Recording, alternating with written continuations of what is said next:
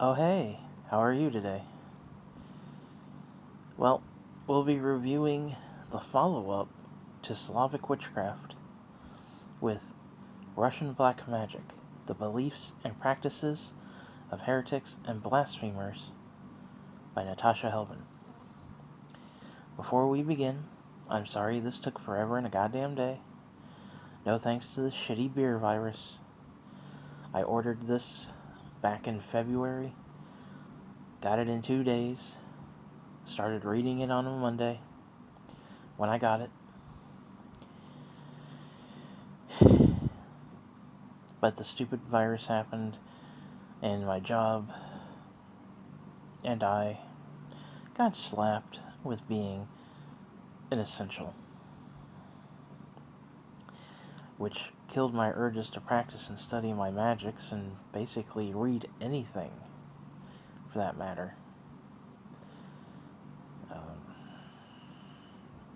Work, home, YouTube, bed, do it all again the next day. But sometimes you gotta say, fuck it, and get your life together, and to hell with the mundane. So I did. And finally, I finished this book last week, and I present to you my review for the darker side of Slavic magic. If you haven't seen my review of Slavic Witchcraft, you can check out my review playlist at the end of this video. I say that because Slavic Witchcraft hints to this book, and this book recalls back to that book. They are both yin and yang, duality, balance, which a few practitioner friends on Facebook and I follow here on YouTube also highly recommend these books.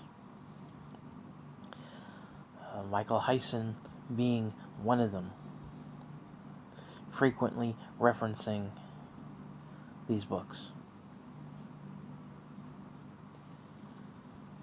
So shall we begin? I think yes. Born in the Soviet Union and descended from the matrilineal line of witches, Natasha Helvin offers a rare look into the secret practices of Russian black magic, passed down from teacher to disciple for generations, both orally and through their grimoires bound in black. Drawing from her own experiences, Helvin provides insight into the fundamental ideology of black magic practitioners, from the universal laws of magic to the principles of morality. She explains a mage's view on fate and predestination, how the world was created, and their relationship with the demons that grant them their power. She examines the demonic pantheon, as well as how black sorcerer is able to influence the forces in the universe and pass on his or her powers and knowledge to further generations. Exploring the history of occult practices in Russia, including how Christianity had a profound effect on magic and witchcraft. Helvin shows how attempts to forcibly convert the Russian population to the Christian faith were widely resisted, and instead of these ancient pagan practices disappearing, they blended with Christian belief. Authorities repainted old pagan gods as demons in order to eradicate ancient traditions. Black magic became labeled as defiantly anti-Christian simply for preserving the old ways, and as a result, some branches of black magic evolved as a reaction against enforced Christianity, and practitioners proudly accepted the label of blasphemer and heretic. Through this book, readers can explore the left-handed path of Russian magic and its spells and rituals. The author explains about cemetery magic, sacrifices, the creation of hell icons, and places of power such as crossroads, swamps, and abandoned villages, as well as the best times to practice black magic, how to choose the best grave for your spell, and how to summon demons, providing many concrete examples of spells. Helvin demonstrates the broad range of what can be accomplished by those who practice the black arts if they commit themselves to their craft.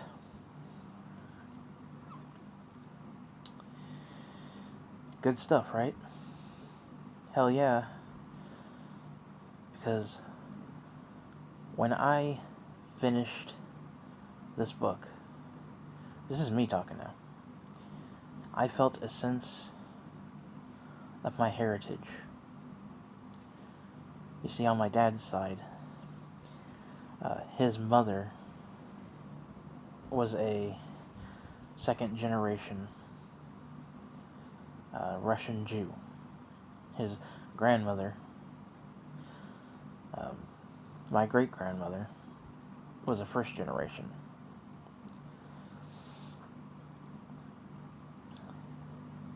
And they immigrated before the Bolshevik Revolution. Now, I don't know this part of my heritage from a can of paint. My mom's side, I know all too well, which is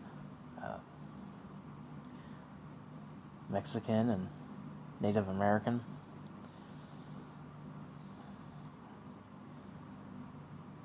Yet I felt a calling by my ancestors to honor them, to appreciate them just a little bit more. So this book reached out to me in more ways than one.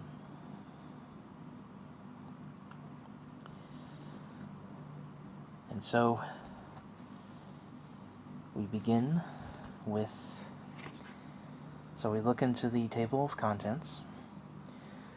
Like the last book, this is divided into two sections. We have the first half of the book, which is introduction and the first 4 chapters. And then the second half of the book is Black Magic Spellwork, which is chapters 5 through 12. And unlike Slavic Witchcraft, this book is a complete turnaround from that book, where you had like 33 pages of information, and then the rest of the book was nothing but magic spells. This one, however, is the opposite. You have some spells, and then you have a whole bunch of information, which is good considering some of the spell work that is involved in this one. But I will discuss more on that when we get there. And then we have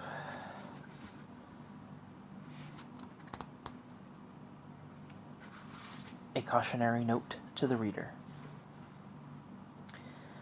Russian black magic is cerebral and philosophical, a study, practice of intellectual arts, and manifestation of the human will. It is for those who are curious about the unknown, rather than those who fear mysteries and taboos. Black magic favors the bold. This book is intended for readers who seek to make changes in their lives and embrace the mysterious and the forbidden.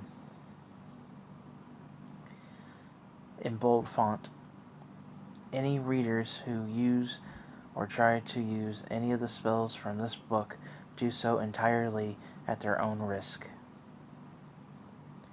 The author and publisher accept no liability if the works do or do not have their desired effect or results. This book is for educational, spiritual, and inspirational use only. So let's begin with the introduction. What is Slavic black magic?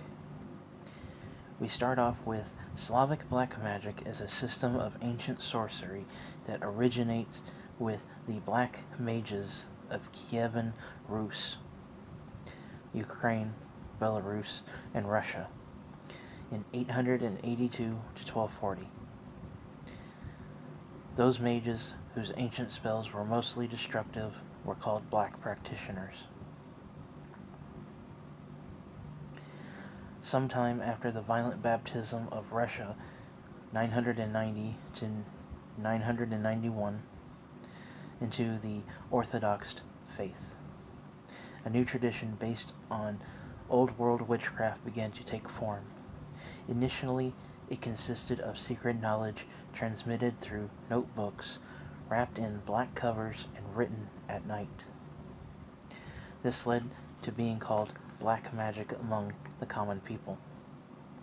By association, practitioners who preserved and passed on their knowledge by recording it in the so-called black books began to be called black mages. This tradition was born about a century ago, up until the knowledge about sorcery was mainly transmitted orally. The echoes of ancient witchcraft practices are at the heart of modern black magic. This includes, in particular, work with forces of nature and the world of the dead. Elements of the Christian faith were also imposed from the outside. The concepts of good and evil, God and the devil, intertwined with pagan elements. In black magic, Russian methods of sorcery are intermingled with various foreign ones. The best ones are centuries old and passed on by many generations of mages who devoted themselves to the secrets of sorcery. These mages made a contract with the devil. In the process, they renounced God, their families, and the forces of good. In making this contract, mages signed away their souls. In exchange, they received knowledge and power that allowed them to meditate among worlds and people, to gain various otherworldly powers, and to be masters of the natural elements. These abilities gave mages the power to control people's destinies. The purpose of this book is to present the theories behind Russian black magic.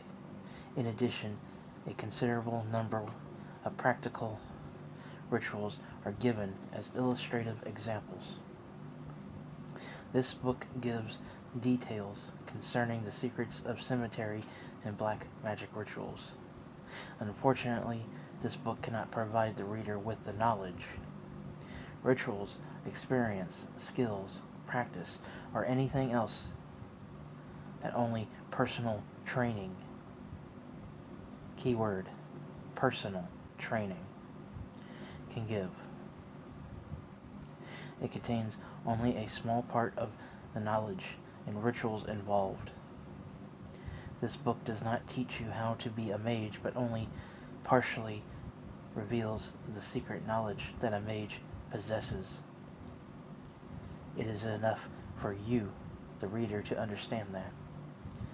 With the help of sorcery, you can redirect life on the worldly plane in a way that suits you, whether that be positive or negative.